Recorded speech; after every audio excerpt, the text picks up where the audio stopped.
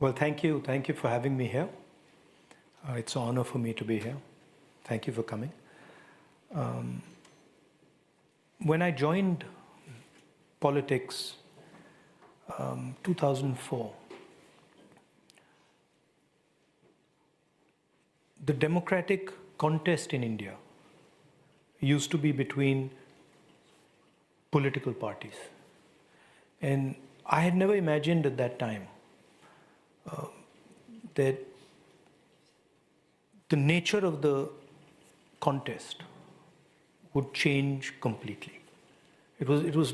I mean, if you had even told me at that time, I would have said that it was a ridiculous thing to say.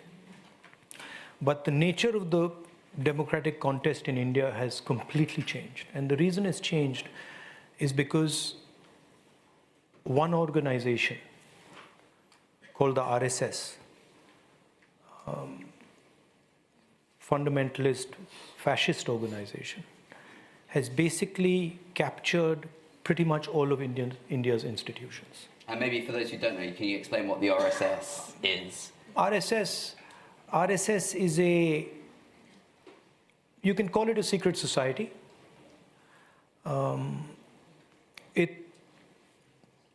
It's built along the lines of the Muslim Brotherhood.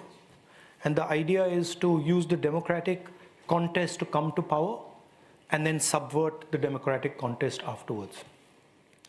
And it shocked me at how successful they've been at capturing the different institutions of our country.